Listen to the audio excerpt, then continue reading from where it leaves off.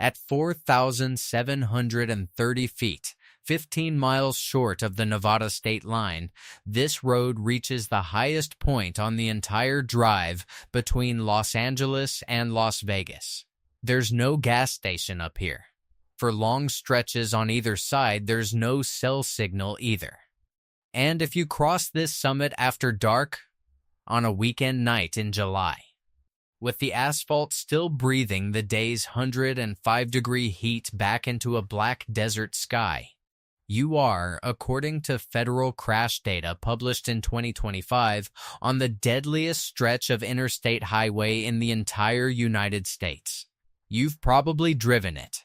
Almost everyone in Southern California has, at least once the run-up Interstate 15 from the Los Angeles basin, through a mountain gap called the Cajon Pass, out across roughly 270 miles of open Mojave Desert, and into the neon skyline of the Las Vegas Strip. 4 to 5 hours, door to door, if nothing goes wrong. Most of the time, nothing does. That's exactly what makes this road so easy to underestimate.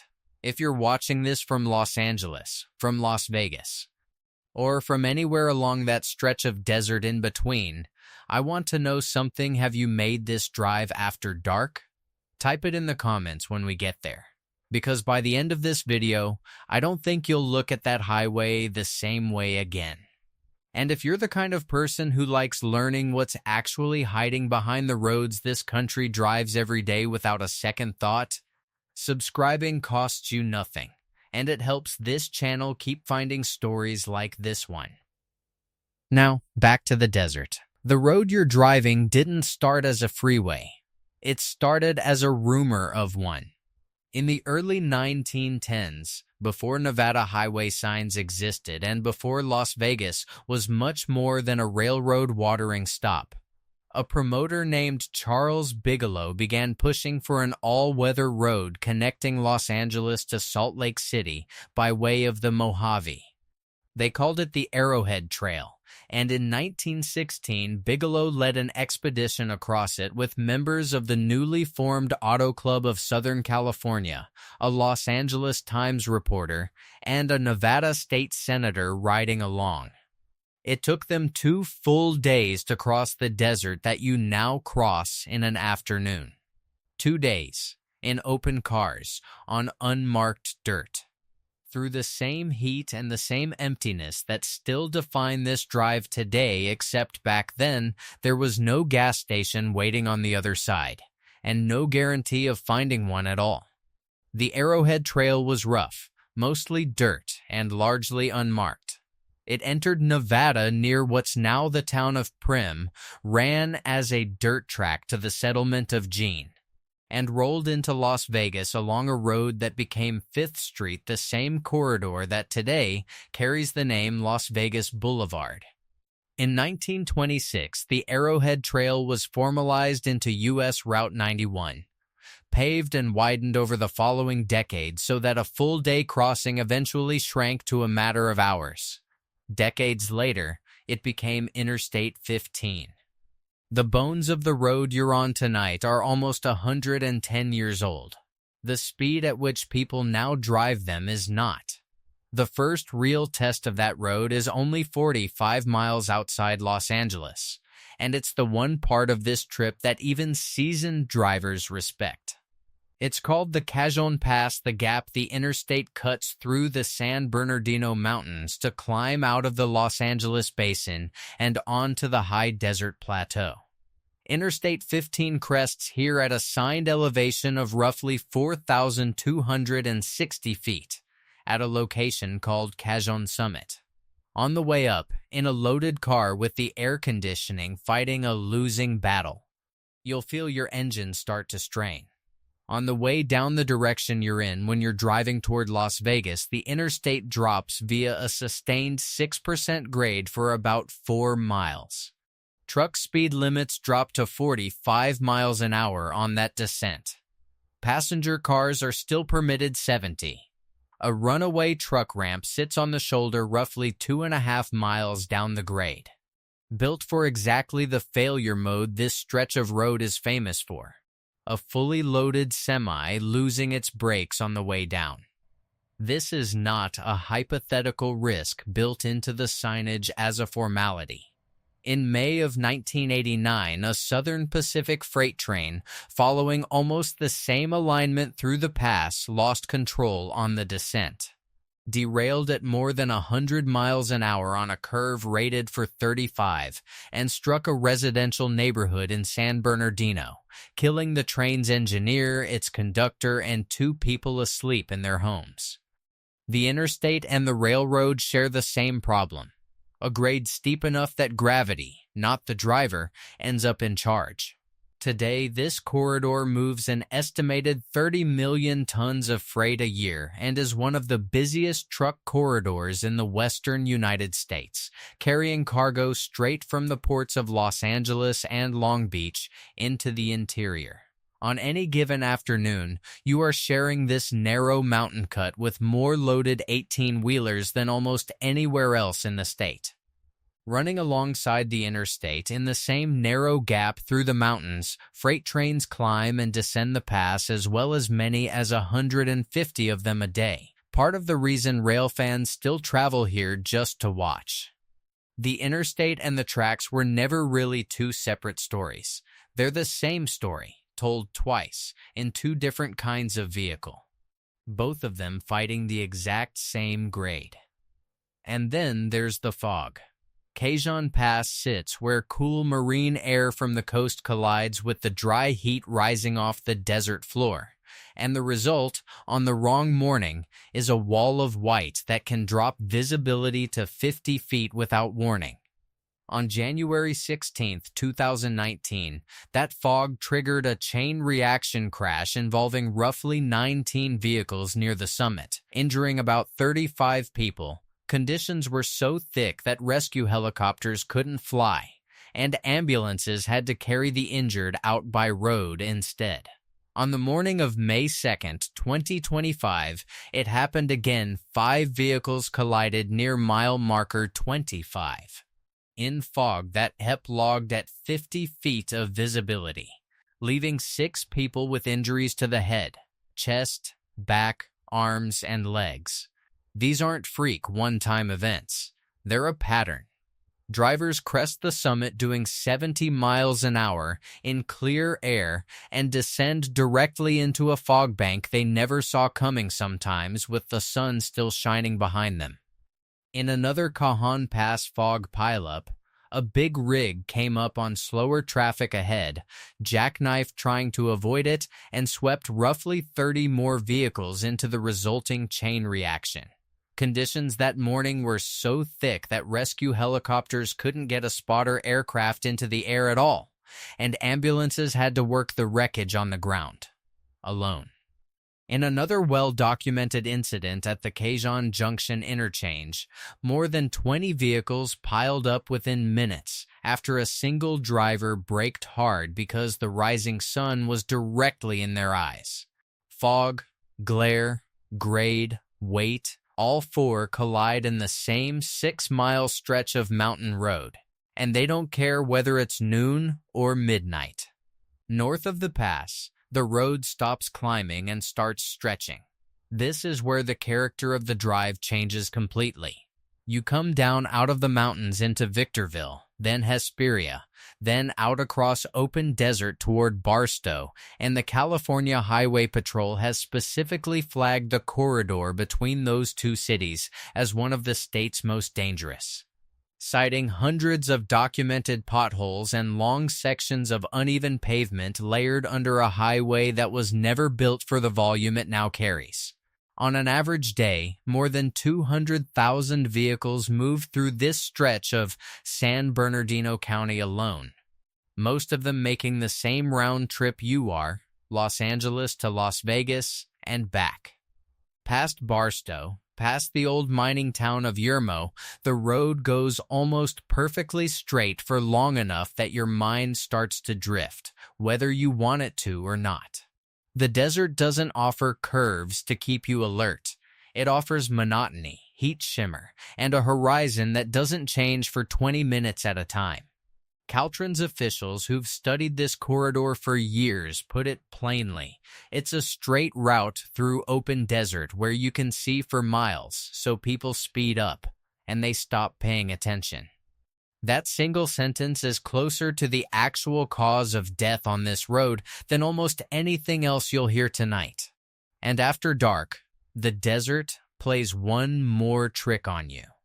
The same sand and open sky that let daytime heat climb past 110 degrees let it escape again just as fast once the sun is gone. So a car that overheated crawling through afternoon traffic can, a few hours later, be fighting a windshield fogging from the sudden drop in temperature. One more small distortion of your senses, stacked on top of all the others, at 70 miles an hour. About 2/3 of the way to Las Vegas, you'll pass a 134-foot-tall thermometer rising out of the town of Baker, California. It was built in 1991, and its maximum reading 134 degrees Fahrenheit isn't decorative. It commemorates the temperature recorded nearby, in Death Valley, on July 10, 1913, the hottest air temperature ever officially measured on Earth. In summer, daytime highs here regularly climb past 110 degrees. That heat doesn't disappear when the sun goes down. Asphalt and engine blocks hold it for hours, which means tires, especially older tires, or ones already carrying a slow leak, are put under exactly the kind of stress that causes blowouts. Often well after dark, when a driver least expects a tire failure at 70 miles an hour with nothing around for 20 miles but sand. Baker itself is often described as the last real stop before the emptiest part of the trip. Roughly 2/3 of the way from Los Angeles and still more than an hour from the Nevada line. Skip the stop here, and the next meaningful services are a long way off, in country that offers almost nothing to break your attention except the thermometer shrinking in your mirror. From Baker, the road climbs one more time. 15 miles before the Nevada line, you reach Mountain Pass, California, an unincorporated cluster of buildings sitting at 4,730 feet. The highest point on the entire drive between Los Angeles and Las Vegas. This is the exact spot where this video opened. It is remote even by desert standards. And it's here, or close to it, that the road stops being merely long and starts being genuinely isolating, the kind of isolating where if something goes wrong, the nearest help might be a very long way off. In the dark. With your phone showing no bars. That isolation has a body count, and I want to walk you through some of it carefully, and only using what's actually been confirmed by investigators and reported by name. On May 15, 2025, a motorcyclist named Donald Post was killed when his motorcycle collided with a sedan on the southbound side of Interstate 15 near Kaihan Junction, right at the gateway to the pass we just described. Motorcyclists on this stretch are especially exposed, no roll cage, no airbags, and drivers around them who are often doing 70 in the dark, misjudging distance to a single narrow taillight instead of a full set of headlights. A little over a year later, just south of Hodge Road on the northbound side of the interstate, a rollover crash claimed 2 young men. Pablo A. de Jesus, 20 years old of Victorville, was behind the wheel of a Chevrolet Equinox. His passenger, Joseph J. Orduno, 36, of Apple Valley, was riding with him. The crash was reported at 11:20 at night, on the same kind of dead-straight desert tarmac you'd have been driving 20 minutes earlier if you'd left Los Angeles that evening. For reasons investigators are still trying to determine, the SUV veered off the roadway, struck a guardrail, rolled multiple times, and hit a metal pole supporting freeway signage. Both men were pronounced dead at the scene. It was full dark. There were no other vehicles involved, just a straight stretch of desert highway, a car that left the lane, and 2 names that are now part of this road's history. And in the small hours of May 2nd, 2026, 12:56 in the morning, the Our National data consistently marks as the most dangerous of the entire week to be on the road. A driver named Mackenzie Santos was alone in an SUV heading southbound through the Cajon Pass, right where the interstate splits toward the 215 truck bypass in Devore. Something caused the vehicle to strike the center divider wall. It began smoking. Santos was trapped inside. California Highway Patrol officers and San Bernardino County Fire personnel reached the scene and worked to get her out, but despite their efforts, she was pronounced dead at the location. The freeway closed in both directions while crews worked through the debris in the dark. Traffic rerouted onto the 215 for hours before dawn. Headlights backed up for miles behind a scene most of those drivers would never see. 3 names, spread across a little over a year. Different circumstances, but the same underlying pattern in 2 of the 3: a single vehicle, out on the loneliest part of this corridor, well after midnight.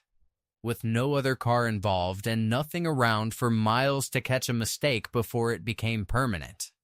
If stories like these are the reason you're still here, that's exactly the kind of thing this channel exists to document, not the sensational version. Just what actually happened. Sourced and named where it's known. If you haven't already, consider subscribing. It helps more than you'd think. Now, back to the corridor. Not every tragedy on this stretch has come from a car at all. On the night of February 9th, 2024, a chartered helicopter left Palm Springs bound for Boulder City, Nevada, carrying 6 people on a route roughly parallel to this highway. Shortly after 10 o'clock that night, in rain and snow moving through the same high desert terrain this road cuts across. The aircraft went down near Halloran Springs Road, not far from where Interstate 15 crosses into this remote stretch of the Mojave. All 6 people aboard were killed, including Herbert Wigwe, the 57-year-old chief executive of Nigeria's Access Bank, his wife Doreen, their 29-year-old son, and Abimbola Ogunbanjo, the former chairman of Nigeria's stock exchange. Motorists driving this same interstate that night saw the crash and called it in, some of them pulling onto the shoulder in the dark to flag down help, in a stretch of desert with almost nothing else around for miles. The National Transportation Safety Board investigated for months, working to understand exactly what a low-visibility desert storm, at night, over unfamiliar terrain, had done to a flight crew who never made it to Boulder City. What that crash confirms is something this road has been telling us in smaller ways for 100 years. This terrain, in darkness, in weather, does not forgive mistakes, whether you're 8,000 feet up in the air or 8 feet off the shoulder of the highway. Not every fatal incident here happens after dark, either, and it's worth being honest about that. On June 22, 2026, shortly before 1 in the afternoon, in broad daylight and clear weather, a red Chevrolet Tahoe rolled over on the northbound side of the interstate near Calico Road, close to Yermo. 3 people were killed. 2 occupants were ejected from the vehicle as it tumbled into the center divider. An off-duty paramedic who happened to be passing stopped to help and radioed in that a child among the survivors had suffered a head injury, while emergency crews requested air support to get the most critically hurt to a trauma center. Daylight didn't save that vehicle. Speed and a lost angle of control did the same thing they always do out here. Regardless of what time the clock reads, a reminder that everything you're hearing tonight about darkness is a multiplier on the risk, not the sole cause of it. This road is dangerous in full sun. It's simply, measurably, more dangerous once that sun is gone. So what does a pattern like this actually add up to? Strip away the individual stories and a small number of contributing factors show up again and again, in crash report after crash report. Long, dead straight sight lines that invite speed and punish inattention. a mountain grade steep enough to overheat brakes and roll trucks, fog and glare that arrive with almost no warning in exactly the section of road where everyone is still adjusting their following distance, extreme heat that quietly degrades tires for 100 miles before they fail, distances between exits long enough that a mechanical problem, a medical emergency, or a simple wrong turn can leave you stranded for longer than most drivers are used to tolerating. And running underneath nearly every one of those factors is the one variable that changes the most the moment the sun goes down: the driver. Fatigue doesn't announce itself. It arrives quietly, a few hours into a monotonous drive, and by the time a driver notices their eyes drifting shut, they've often already crossed the line separating drowsy from asleep, if only for a second or two, which at 70 miles an hour is roughly the length of a football field with nobody's hands actually steering the car. This is where the after dark part of tonight's title stops being a mood and starts being math. According to the National Highway Traffic Safety Administration, drivers involved in fatal crashes are roughly 3 times more likely to be alcohol impaired at night than during the day. In federal data broken down by hour, that pattern gets sharper the later it gets in the window between midnight and 3 in the morning. The exact hour Mackenzie Santos died in the Kion Pass. Close to 2 out of every 3 fatal crashes nationwide involve a driver who has been drinking. Nationally, nighttime driving accounts for somewhere close to half of all traffic fatalities, despite making up only around a quarter of the miles Americans actually drive. That imbalance isn't an accident of statistics. It's fatigue setting in after a long day. It's headlight glare cutting your usable sightline down to a few hundred feet at highway speed, roughly 500 feet on high beams, closer to 250 on low beams, according to the National Safety Council, which at 70 miles an hour gives you well under 5 seconds to see a problem and react to it. It's depth perception and peripheral vision, both quietly worse after dark, on a road that is already asking you to react fast to a truck jackknifing or a car stalled dead in your lane. Now put that national pattern onto this specific highway. This is, by design and by tradition, a corridor people drive for parties, for weddings, for weekend blowouts, for one more hand of blackjack before checkout. On the Nevada side alone, somewhere between 60 and 80,000 vehicles travel this interstate every single day near the state line, and law enforcement in the Las Vegas Valley routinely makes close to 100 DUI arrests over a single holiday weekend. Traffic safety researchers who've studied the Nevada portion of I-15 specifically point to the stretch between Prim and Sloan long, dark, with almost no exits as a corridor where fatigue-related crashes cluster, especially late at night, when drivers are either heading home exhausted after days of no sleep or heading in, adrenaline high, attention already somewhere else. You are, in other words, driving one of the deadliest highways in the country at the exact hours when driving itself becomes measurably more dangerous, on a road engineered to lull you into complacency for 270 straight miles. Federal seatbelt data adds one more layer that's hard to ignore. In an earlier 15-year study of this same corridor, more than half of the people who died here were not wearing a seatbelt at the time of the crash, on a road with this many single-vehicle rollovers cars that leave the lane, hit a guardrail, and tumble. The difference between walking away and becoming one of these statistics often comes down to a click that takes less than 2 seconds. Where does that leave the road today? In late 2025, a nationwide analysis of federal crash data confirmed what California's own transportation officials have said for years: this exact 181-mile stretch of Interstate 15 Connecting Los Angeles to Las Vegas through San Bernardino County is the single deadliest highway segment in the United States, based on total fatal crashes recorded over a recent 3-year window. It isn't the first time this corridor has topped that kind of list, and transportation planners don't expect it to be the last. Freight volume through the Kion Pass alone is estimated to cost the regional economy more than $3 billion a year in congestion, with more than 15,000 hours of truck delay logged annually in the pass by regional transportation officials. And infrastructure agencies are actively studying ways to widen, straighten, and modernize sections of the route.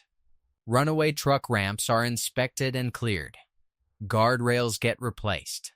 Every few years, a new round of funding is proposed to finally fix the worst of the pavement between Victorville and Barstow that the Highway Patrol has been flagging for over a decade.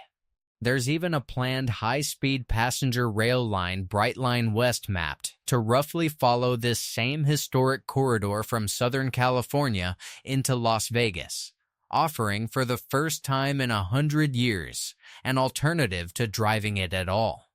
Until any of that changes something fundamental, though, the interstate you're picturing right now looks almost exactly the way it did a generation ago. 2 ribbons of asphalt, a painted line down the middle, and 270 miles of desert on either side, still carrying more than 200,000 vehicles a day toward the same summit, the same pass, and the same fog bank that's been waiting there since before the freeway had a number. Which brings us back to where we started.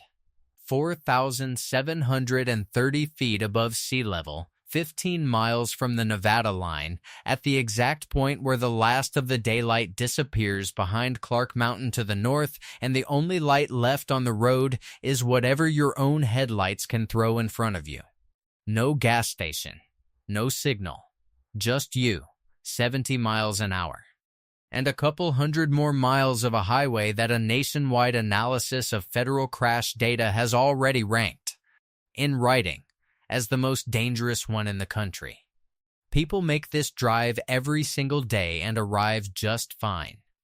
Millions of them, every year, headlights pointed at the same stretch of desert, the same fog bank, the same 6% grade, and almost all of them get there without incident. That's not luck erasing the risk. It's the risk working exactly the way the numbers say it does. Most of the time, until the night it doesn't, until it's a driver who nodded off for 1 second too long near Hodge Road, or a helicopter that flew into weather it never saw coming near Halloran Springs, or a car that simply didn't make the curve it had made 100 times before, in daylight when the margins were wider. If there's one thing worth taking from everything you just heard, it's this. The safest way to drive from Los Angeles to Las Vegas isn't a faster car, a bigger cup of coffee, or a louder playlist. It's leaving early enough that the sun is still up when you cross that summit. And if you can't do that, it's treating every mile after dark on this road exactly the way the statistics say you should like the most dangerous stretch of driving you'll do all year. Because on paper, it already is. If you've made this drive after dark yourself, I'd genuinely like to hear how it went. Leave it in the comments below.